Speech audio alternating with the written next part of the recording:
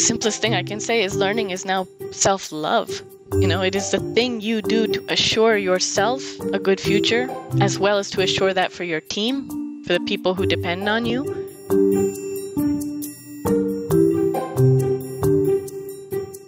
Welcome to the Curious Advantage podcast, an exploration of the idea of curiosity and its increasing importance for thriving in the digital age, from the authors of The Curious Advantage.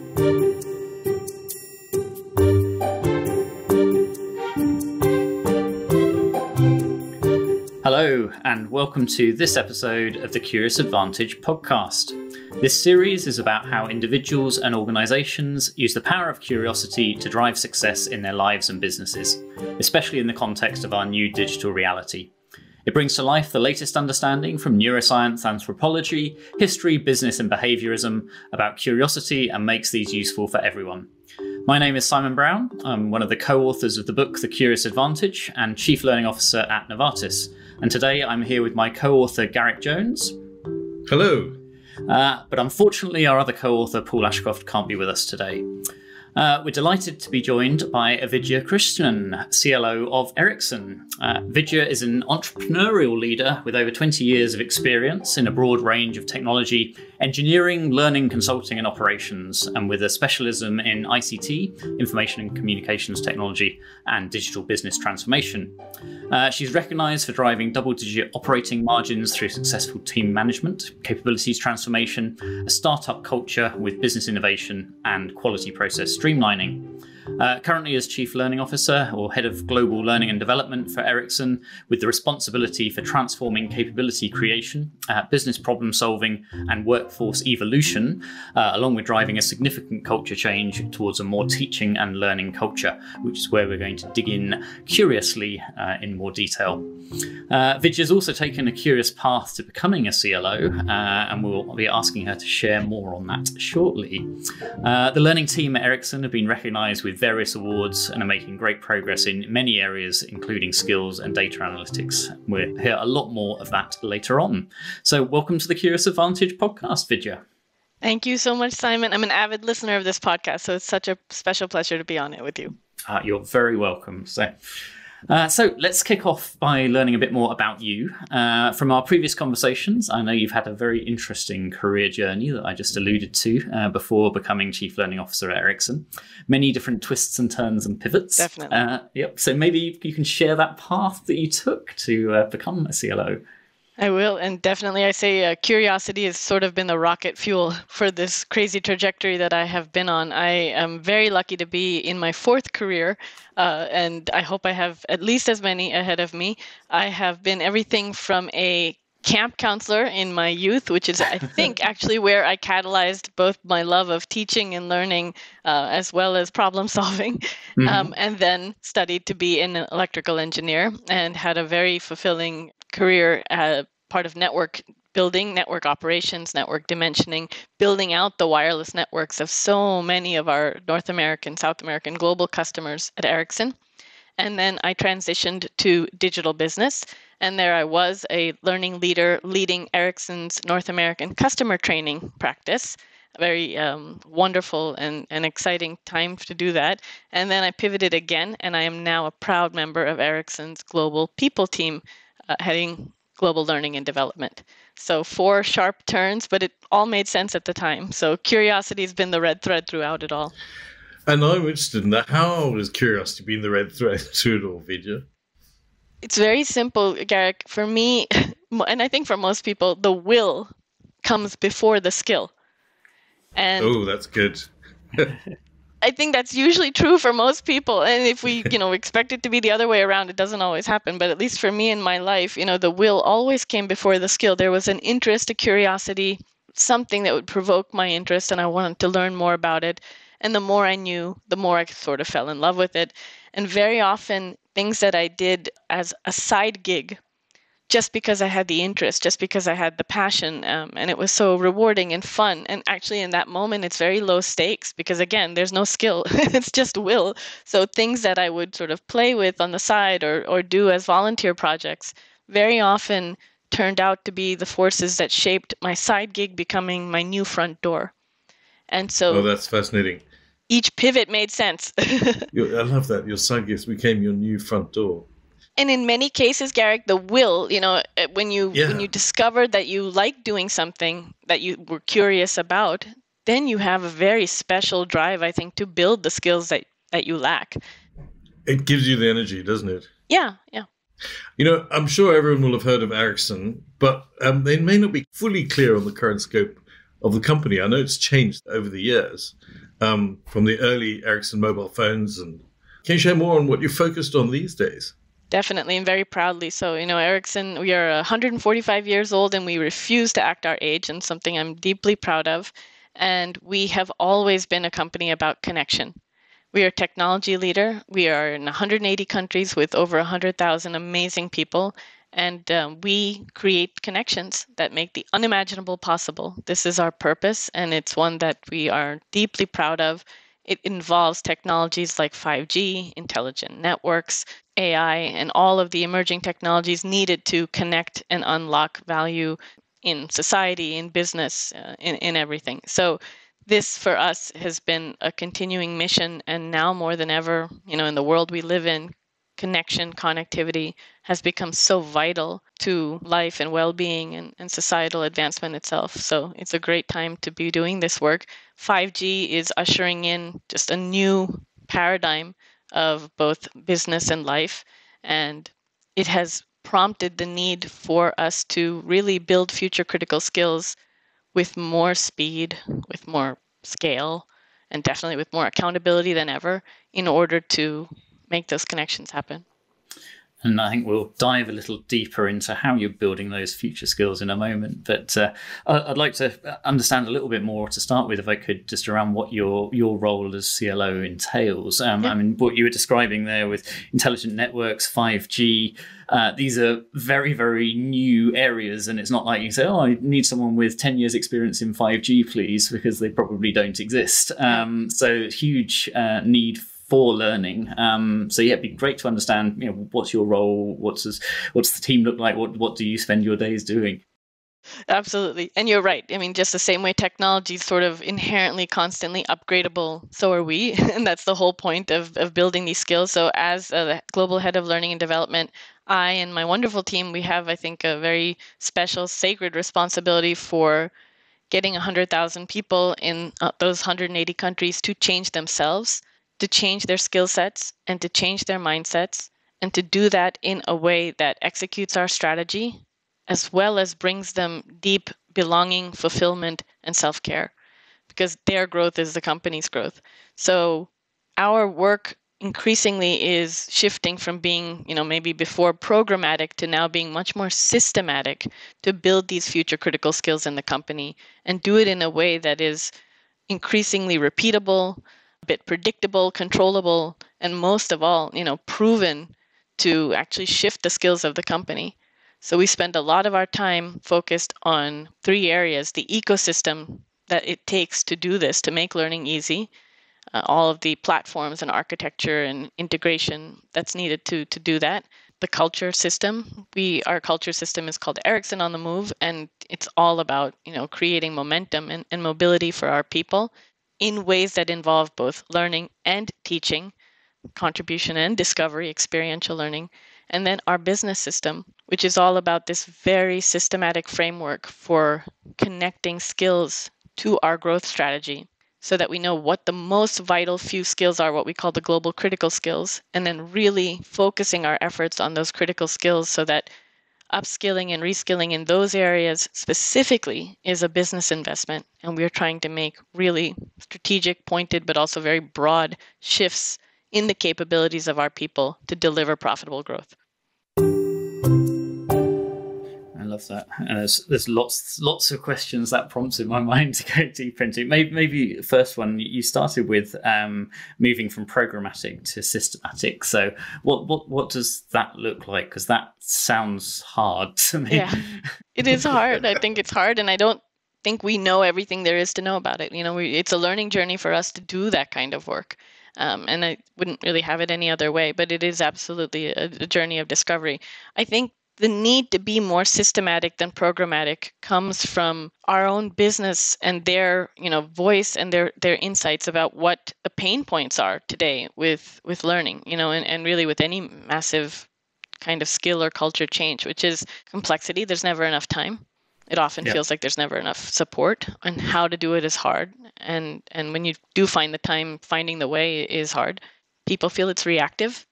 The whole idea is to build these future critical skills before you need them. Very often that's not the case. You only discover when it's too late what you don't have. And that often it's inadequate. People might be spending a lot of energy and time and money on learning, but it's not moving the needle for the business. These three things, of complexity, reactivity, and adequacy, these were the three most vocal pain points that our people, our business partners, made it very clear that really characterized the de facto state of learning, and that's what we have to change. Changing those things, has to be done in a way that involves the entire company. So I think we imagine, building future critical skills as systematic because it takes so many components to make it work. That's the system part. It requires, many components working together, and we are trying to do it in a way that is locked and repeatable, even as it's evolving and getting better. It's not something that constantly requires a campaign or a program that, lives and dies, but rather a state of conditions in the company that are constantly connecting our strategy to our skills, to our skill journeys, and then to proven skill shift. And by this, I mean, the simple mission is we need to create more people in our company with more of the critical skills at higher levels of expertise. And then we need to put those skills to work. So learning and teaching, and by teaching, I guess teaching and learning is connected, are really at the heart of how you're creating the critical skills required in the business and enabling a continual change and transformation. That's very clear. You're taking a systemic approach to it. How does that translate into, how has learning changed in, for example, how was it before you embarked on this journey, and what is learning looking like today for the individual in your company, and then where is it going? What does it feel like, these changes? I think it's tremendous changes, even though there's so much about learning that's timeless, like curiosity. I think there's a lot about it that is very much changing. And the thing that's changing it are all the forces that are changing the whole world, right? Societal, planetary, technological, pandemic, geopolitical, you name it. But all of it culminating in changing the way people are moving through the world of work. In effect, the way they're moving through their lives, that they are in fact moving, in one form or another. Even job crafting, you may occupy the same position and title, but there's no 2 days that are alike. So people really are on the move in the literal and figurative sense. Therefore, the focus of corporate learning is shifting from maybe a history or a legacy of curating, content and experiences to right now, what I think where it's going is our responsibility is to create the conditions for systematic skill shift that then gets applied to executing our business strategy. So how does that play out? So, excuse me, I'm really curious about this. No, this is a big transformation and it's playing out. You got your finger on the pulse of where it's going. I mean, what has it meant in terms of how you create the infrastructure for learning in your organization? What does it mean for the learner, the person? What's different? In the past, were people booked onto learning programs and they would go away, or what's changed, or what's different? Yep, I think three big things are different. I think the first one is when it comes to people's time and sort of the ecosystem around them, it's that there's zero tolerance for zero learning. It's not optional. It's at the very heart of not only strategy, but strategy, execution, engagement of the employee, but now also increasingly well-being and self-care. All of this requires learning. So I think from the point of view of the employee, the simplest thing I can say is learning is now self-love.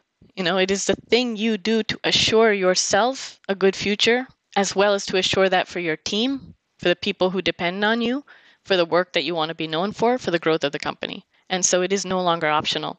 And I think that's the first thing. That's the first dimension, the time you allocate. Again, we've got to make learning easy, and we've got to make it find the learner just as much as the learner finding the learning, because it's not optional anymore. The second thing for us is that we need people to make learning a habit, and a habit that matters. Meaning when we are looking at how to grow our talent, we have to differentiate between those who learn and those who don't, and those who make it a point to build skills in others and those who don't. And we want many, many more of the people who are constantly learning with their teams, from each other, with each other, and who are taking the time not just to learn, but to apply what they've learned, and apply what they've learned, especially in amplifying the skills of other people. That is indicative of a giving culture that we wish to have as a company. That's what puts people on the move. All of us, if we reflect on where we've learned the most in our lives, it's when we were doing something, very often something we didn't think we'd be doing. And that is all about the experiential conditions. And usually there was someone there, either as a guide at our side or, in some capacity to support us through sharing their expertise.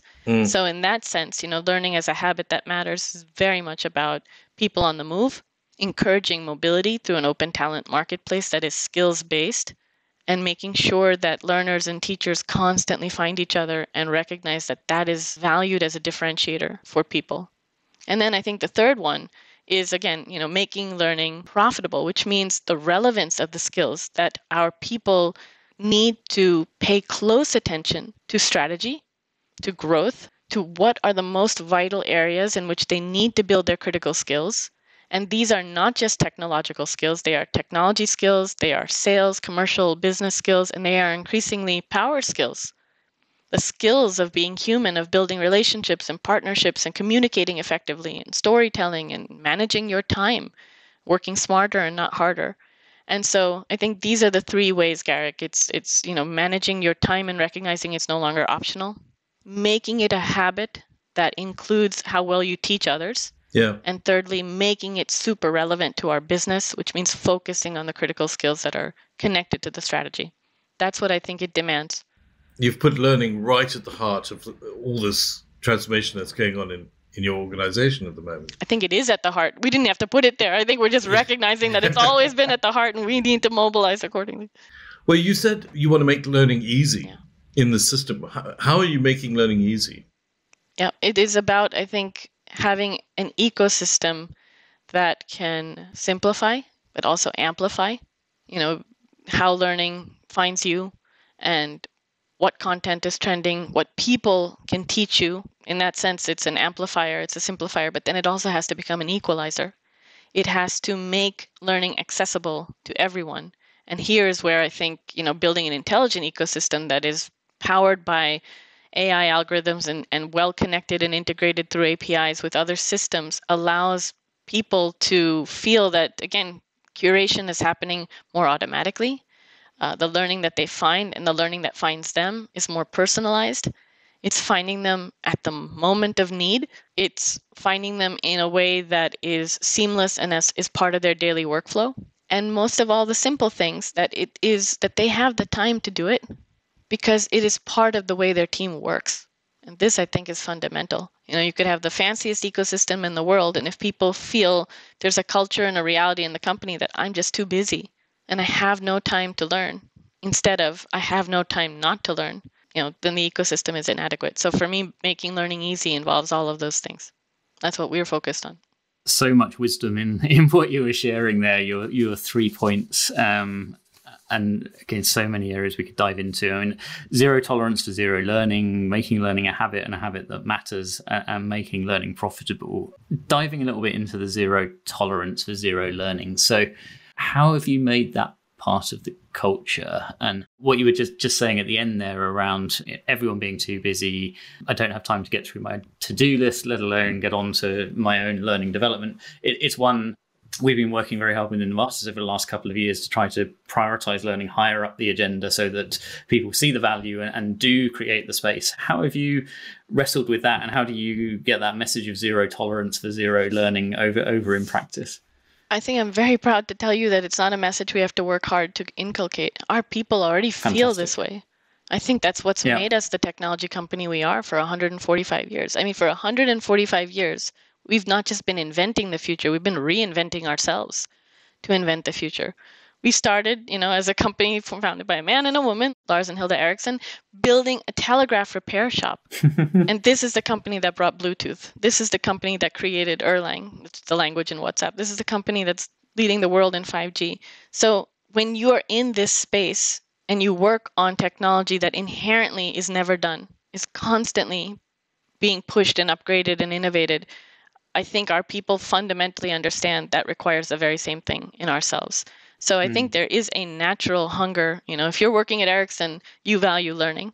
If you're working at Ericsson, you know how crucial it is. You know that shifting our impact on technology and now the things we are doing to build our growth, to extend our leadership of mobile networks, to redefine business, to improve lives, to pioneer a sustainable future, all of those three things demands this constant valuation of learning. So I think that is there. It's the barriers that we have to remove. So really the job of our ecosystem and all of the things that we do in our culture, the hunger to learn is already there. The value of it is already there. The key is to remove the things that impede it. And what impedes it? Definitely people feeling I don't have time. And so we have to look at what do you have to do things. First of all, are we equipping ourselves adequately with the skills of making time, of taking back our time, of working smarter, not harder? And I think every company, including us, is struggling with this right now. I mean, this is just the effect of the pandemic, Yeah, absolutely. And then there's, of course, Josh Burton's term learning in the flow of work. And the idea, of course, is that learning is just in time. Yes, there are in the future of AI algorithms around us, perhaps, which are serving us the stuff that we need when we need it. And that's a kind of intelligent context that is a little bit down the road, I think, although some people are getting close. But how do you think learning in the flow of work and time and learning and the need for that threading through of learning into our everyday things that we do and not thinking of learning as something separate and not thinking of learning as something outside what we do, how do you think they relate? And of course, I'm going to ask you how curiosity relates to that as well. But let's start with learning in the flow of work. What's your views? Learning and building skill is what happens to you on the way to solving problems. So the more we can be project-based and experiential in our learning, in the way learning finds the learner, that it's not just content, it's also people, it's also community, it's also work. Again, this is still work in progress, but I'm super proud of how some of our most important learning journeys are now increasingly experiential. It's not just a course that you take, it is a journey that you make. And in that journey, you're working on real business projects with real people. And therefore, it's not just one skill that you're learning. It's not enough to learn AI. You have to learn how to do the storytelling associated with it. You have to learn how to do the power skills of communicating and the project management skills of collaborating, the empathy skills of listening to the customer's pain points and turning it into insight. It's not just one skill at a time. It is this mix. So I think to answer the first part of your question, again, learning is what happens when you're solving problems. So that's what it means to put learning in the flow of work. And for that matter, to put work in the flow of learning, to make it project-based and to make it community supported. And here's where teaching matters so much. When you have really effective teachers, they are skill multipliers. And so deliberately connecting that, and then also I think part of this, though, is requiring a shift that part of leadership, especially future leadership, is to be a learning driver. It is a core fundamental behavior that leaders are uniquely able to support, sustain, role model, and drive. You're listening to the Curious Advantage podcast, inspired by the book The Curious Advantage, written by Paul Ashcroft, Simon Brown, and Garrick Jones. Subscribe to the podcast today.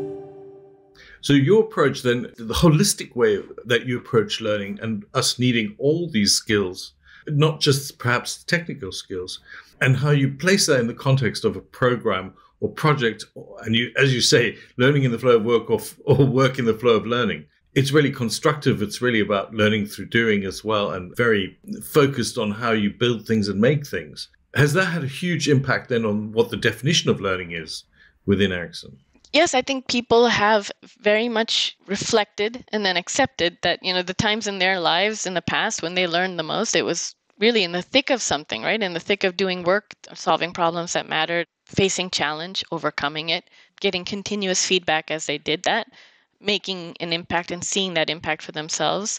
And so definitely we have seen a really nice empirical trend, for example, at Ericsson year over year, that the amount of learning that's happening, measured not anymore by just volume of hours or something like that, but really about consumption, like what people are doing and the things that they're actually completing and consuming. That has gone up year over year. So I think there's definitely a much more broad definition of learning as a journey that has been increasingly internalized by our employees. And it's just the beginning of that, but we are definitely, that's a very unmistakable trend. Our people know that building critical skills is something that happens as much through experience and discovery and connection and contribution, and not just through curriculum and completion. And I guess a key part of that, and you said it earlier on, was around connecting skills to growth. So making sure that the upskilling and the reskilling ties back to the business strategy and there's that line of sight. How do you go about that? Because you also mentioned around how learning can be too reactive, and it's at a very high level, it seems very straightforward. If there's the business strategy that requires a set of skills, we build those skills. But in reality, it's never as clean and clear and straightforward as that. So how do you go about that process? So this is a relatively new systematic approach that we're taking in the company, and it really has three parts. And the first part is what we call skill sensing. And this is the complicated but critical, first part of making sure that the strategy and the skills are connected.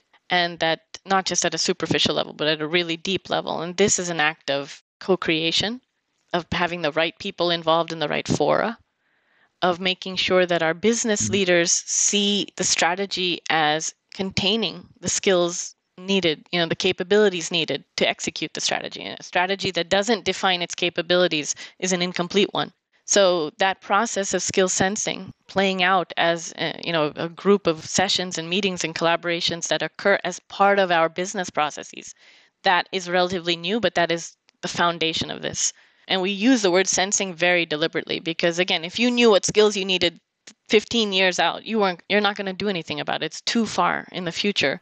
Yes. And if you know what skills you needed yesterday, it's too late. So somewhere between those things, there's this constant, sensing process that has to happen where you are literally looking at external trends, internal trends, external intelligence, growth, objectives, and all of the discipline that goes into crafting a strategy. And then you are together defining and then constantly refining what are the critical skills needed at scale relatively soon that are not going to happen, through the natural order. They need to happen, deliberately in order to execute the strategy. And defining them and making sure that once defined, they are super visible, unmistakable, and that every employee knows what they are is part of skill sensing. And that becomes the basis, quite frankly, for everything. We tried to standardize the levels of the company of different skills. So we, say we have essentially a 4-level system. So we want to know how many people are level 4 in this. How many people are level 2 in this? What does it take to go from level 2 to level 4? And it could be different ways, but that's where the skill journeys come in. And again, we want them to be experiential. We also want them to be varied because people have different needs and different preferences, and we want them to find and craft and really own and co-own the journeys that work for them. But the key of it is, once you have that skill sensing and then you have the skill journeys that are acting on the skill sensing, the key measure of accountability is skills shift. And this for us is really the foundation of the analytics that we want to become much better at. We still feel we're at a very immature place here, and we want to get to a much better one where we are able to give really actionable business insights on skill momentum, skills intelligence, what skills we have, what skills we need, how to mobilize skills to become higher, the right people, the right places at the right time. All of that is about skill shift. And that's really a leader's metric. The same way that our leaders today have operations reviews and quarterly business reviews, and they're looking at the results you normally look at. You're looking at financials and project conformance. We are now setting the infrastructure to look also at skills composition. Do I have enough people at level 4 in this critical skill? What do I have to do to get more people at level 3? That shift from and to becomes a foundational business metric for leaders, because that's the thing that determines if all the other results are going to happen. That's fascinating. Thinking about, the skills sensing and then the skills shift, and this is a completely important new analytic for leadership. Does that link to, you talked about community before and the marketplace. How does your marketplace relate, your learning marketplace relate to the skill shift that are required? So much. Because as you said, it's really about these two things, isn't it? It's about building these future critical skills, and then it's about putting these skills to work. And so the marketplace for us, we wouldn't even call it a learning marketplace. We really say it's a skills-based open talent marketplace. And the idea is that, this is a place where skill meets opportunity. And what we envision, this work is underway now. We're very much on this journey. We're just at the beginning of it, but it's a journey that we undertake with great care and great ambition, because we know that the marketplace we are trying to design is one in which employees can design their own future, which means that the opportunities they find are based not only on the skills they already have, but ideally some opportunities should be based on skills they don't have, but want to have. If I say that I want to go from level 1 to level 2 in something, that too should be considered in what opportunities I get matched to. And some of the opportunities I get matched to are things where I can be an expert and a lead, and maybe there are some in which I'm a learner. And so for us, that the promise of the open talent marketplace is that it really does become a reskilling engine for the company, by which skills you have are put to work and skills you don't have are built, and it enables a bit of self-shaping so that we are putting people on the move to find opportunity and build the skills they need. So as I said, it's very early days for us here, but this is why we value it so much, because building future critical skills is incomplete unless you put those skills to work. And that's what we believe the marketplace will help us do faster than before and better than before.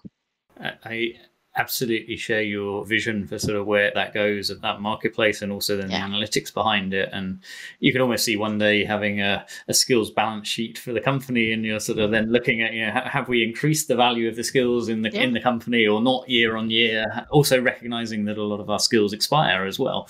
So you've got then the speed that skills are expiring, getting faster and faster. You got new to world skills coming that are needed, and trying to quantify that is really hard. You could say the financial systems are a great role model for us in this, because again, no matter what business you're in, any two businesses can speak the same language of the balance sheet. And we want something similar in skills, right? With assets that are valuable, assets that are depreciating, and this ability to look at it at any given moment and know where you stand and what you lack and what you need to do, and know the health of the company kind of through the lens of skills. I think our analytics as an industry and learning, they have not gotten us there yet, but that's where we need to go. Yeah, I mean, I think that would transform the learning industry overall if we can get to there, because suddenly we're saying, oh, hang on, as an organization, if we're not investing in learning, we're seeing our asset value of the skills of our people depreciating year after year after year.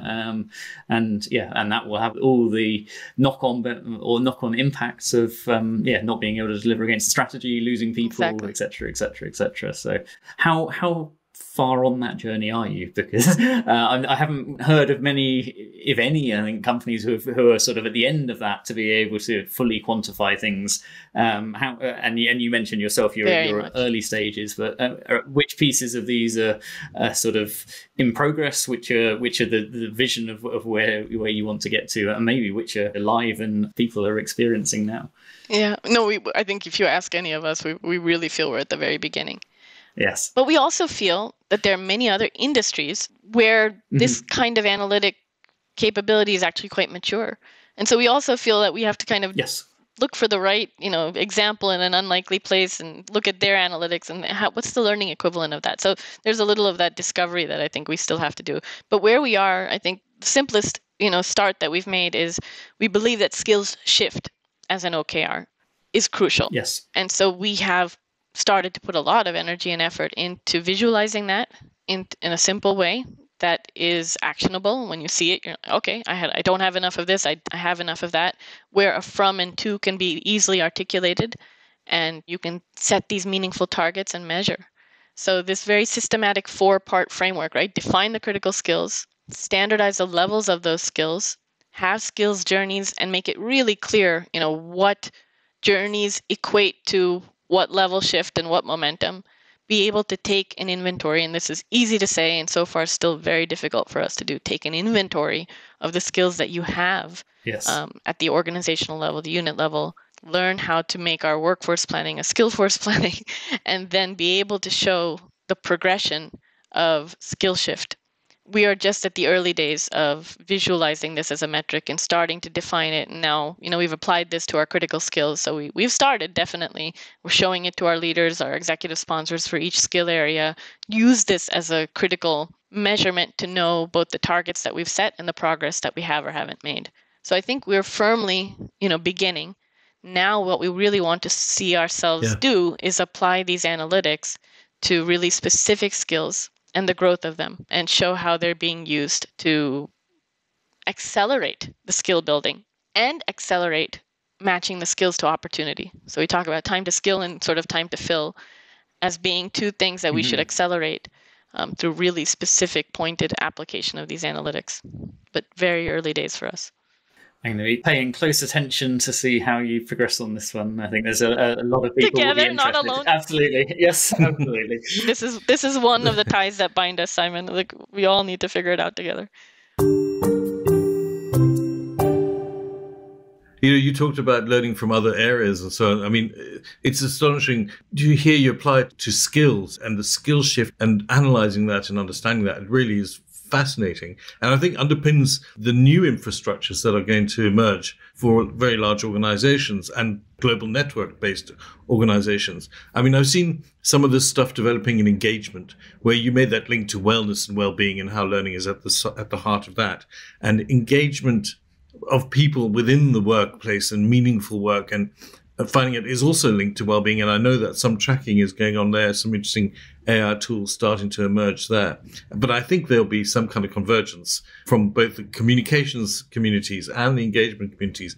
But at the heart of it is the learning community. That's my hunch. But as Simon says, we need to watch this because, you're doing amazing experiments and learning as you go. And it's fascinating to see where it'll go and what you will allow people to inhabit in terms of the infrastructure and how you can shift systems and organizations very quickly. I think it's a timeless truth, though, Garrick. It's a timeless truth, but it's one that we have to newly invest in, which is the growth of your people enables the growth of your company. Yeah, exactly. Go figure. We're back to, but back to the making that beginning. Happen. Exactly, but a new context. Right? Yeah, new context, exactly. New context, which offers a new way, to be much more systematic about it than before. It's always been a priority. That's not new.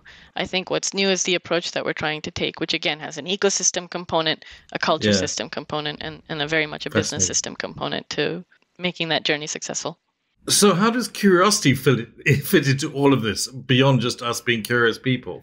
Where does curiosity fundamentally sit in your concept of learning and how learning is playing out in large systems? One of the most powerful taglines for our purpose is imagine possible.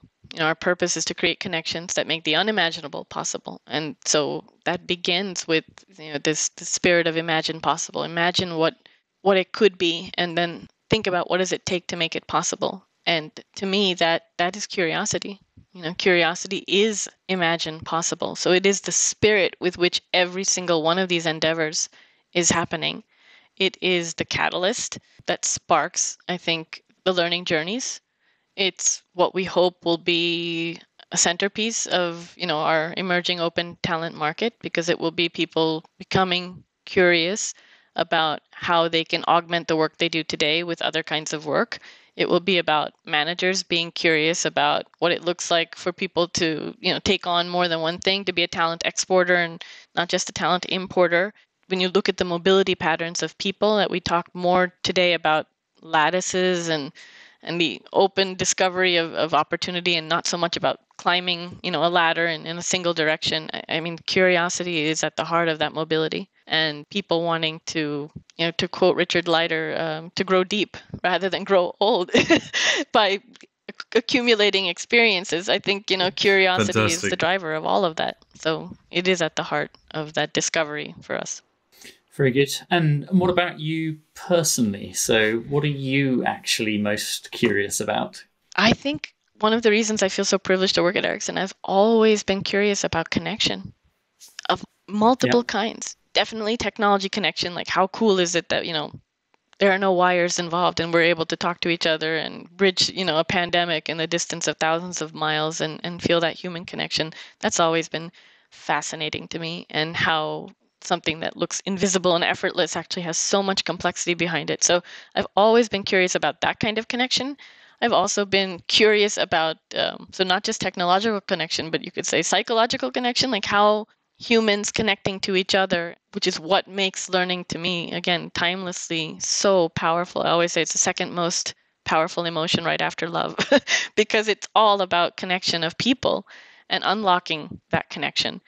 So that's something, again, that I've just constantly been fascinated. And I think that's how I found my way here to this kind of work, doing the other kinds of work, because there was always this element of connection, and I was deeply curious about it. And I think the third dimension is maybe, I don't know what I call it, neurological, like this amazing capacity the brain has for neuroplasticity, for just rewiring itself, not always by accident, but sometimes on purpose. Like we can actually make it rewire itself. This is a form of connection that I also find extremely fascinating. And I guess in some way learning almost represents like the culmination of those kinds of, it's the technology connection, it's the human connection, and then it's this sort of internal neurological connection. And I can't stop reading about that. That just fascinates me. Because it seems like a lot of good things are on the other side of that, like better understanding of people, harmonious living, living a happier life, doing good in the world, doing well.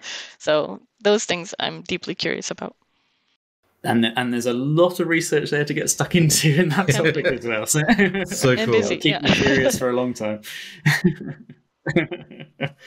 Fantastic. So what a conversation. I mean, we've covered a huge amount in there, and we could have gone on for hours into many different areas. I have so many questions I want to ask.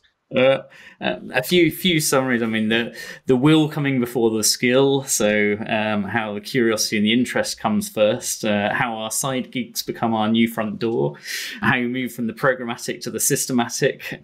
And how you've embedded learning into the culture within Ericsson. Really like your comment around how we can have the same position and title, but actually no 2 days are alike, that we need to be constantly learning. Brilliant. And then your 3 points around what's different. So we have to have zero tolerance for zero learning. We need to make learning a habit, and a habit that matters, and make learning profitable by making sure that there's that relevance of the skills that people actually need. How learning and skill building, it comes about on the way to actually solving problems. Really like that. And then your skills approach and ecosystem. So the skills-based open talent marketplace, how you talked about curiosity being as a catalyst and at the centerpiece of it. And then your 3 pieces around skills sensing, the skills journey, and skills shift. So in such a rich conversation. If there was one thing from all of that, or even something new that you'd like to leave our listeners with, what would that be? I think it's so powerfully evident to us, and sometimes painful as well, that we have to learn our way to a better future. And therefore, we love to quote whoever said it first, that the future belongs to the learners, because we have to learn our way to a better future. And you could be predicting the future all day long, but you need to shape it. So I think for us, this is some of the highest purpose we could ever have, doing this work with all of our people, because we really are serious when we say that we want to imagine possible and learn our way to a better future. So the future belongs to the learners. I love that. So if the future belongs to the learners, then that's a question maybe listening in, you should ask yourself, how are you going to learn your way to a better future? What are you going to do as we go into this year to learn your way to a better future? Vidya, thank you. Amazing conversation. Yep. It's been fantastic having you on, and thanks for sharing all of your rich wisdom and experience from Ericsson. Thank you. We are on this journey together, all of our companies, and I think we're all at the beginning of a new era of it. So it's a great pleasure to be here with you, and we look forward to all the collaboration ahead. Thanks for joining us, Thank you, and I Vidya. look forward to hearing more. So you've been listening to a Curious Advantage podcast. We're curious to hear from you. If you think that there was something useful or valuable from this conversation, we encourage you to write a review for the podcast on your preferred channel, saying why this was so and what you've learned from it. We always appreciate hearing our listeners' thoughts and having a curious conversation. So join the conversation today at #CuriousAdvantage. The Curious Advantage book is available on Amazon worldwide. Order your copy now to further explore the 7 C's model for being more curious. Subscribe today and keep exploring curiously. See you next time.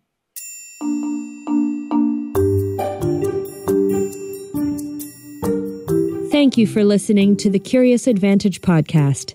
The Curious Advantage book is now available to purchase on Amazon. Stay tuned for the next episode and keep exploring curiously. This podcast is produced by Aliki Palinelli and John McGinty and edited by Jill Damatak-Futter.